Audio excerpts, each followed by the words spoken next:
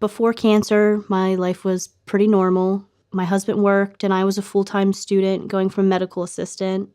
The kids were in school, and when we weren't busy with work or school, we were camping or going to the beach or just spending time together.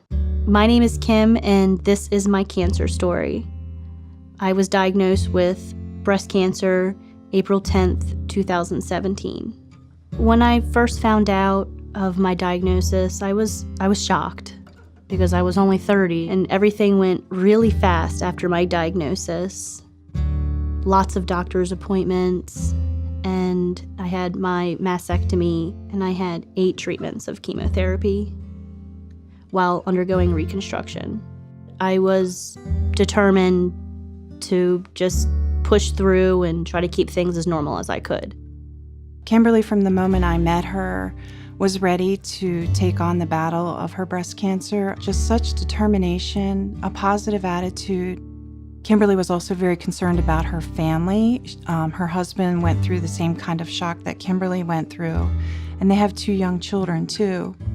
When we finally told our kids of my diagnosis, that was probably the hardest thing I had to do through everything. We were just very open and honest with them, and their biggest concern was I going to make it? That was the hardest part with us. We didn't know how to tell the kids. We didn't want to tell the kids that she had breast cancer, because when people hear cancer, they're thinking they're going to die. She stayed positive for them, but she also shared the things that she knew they needed to know so that when they saw her sick, they had understanding of what she was going through and knew that the plan was that she was going to get through this.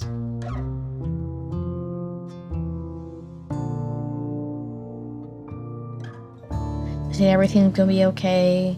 I was crying to death, and I didn't think everything was gonna be good or okay. The treatment affected me majorly on my day-to-day. Sometimes I couldn't even get out of bed or take my children to school. Just little things you take for granted you can't do anymore. Kimberly couldn't continue to go to school. Jason had to take time off work to be with her, and they suffered a financial hit from this breast cancer diagnosis. You know, my one son come up to me. He heard my wife and I have a conversation, and he came up to us. He goes, "I have money in my piggy I want to give you guys to help you." And that was hard. That was, you know, as a provider, a husband, as a father, when a child comes up to you because he heard the struggles that we were having. That's what Red Devils is so good about, helping families through the financial burdens that they experience. And I think paying that mortgage payment allowed Kimberly and Jason to move on to what's important and what she needed to do to get through her breast cancer treatment. I was just really sick all the time. I didn't have any energy. We couldn't even do like vacations, or, you know, we like to go to the beach a lot, and we couldn't even do that. Family was struggling. We were all hurting, trying to figure out what to do. I like the fact that Red Devils thinks outside the box.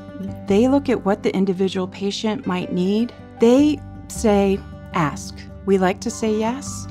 And any way that we can help that is going to make that journey for the woman more doable and easier so that she can get through it, they're all on board. The Red Devils had given my family tickets to see the Ravens offense play their defense in a baseball game. And it was at a perfect time because I had just received my first treatment, and it was weighing very heavy on everyone. And it was nice to be able to see them smile again.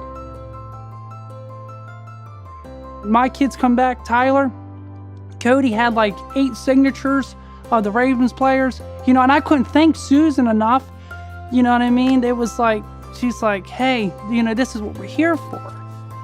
The Red Devils, they are all-encompassing. They can do something as small as providing a gas card for someone to get to their treatment, to flying a woman in to be with her mother as she goes through a breast cancer journey.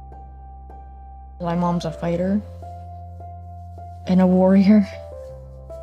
She's a cancer survivor, The Red Devils, with your donations, allowed me to concentrate on the things that matter. Thank you. It helped. It helped so much. It's you can't thank somebody enough.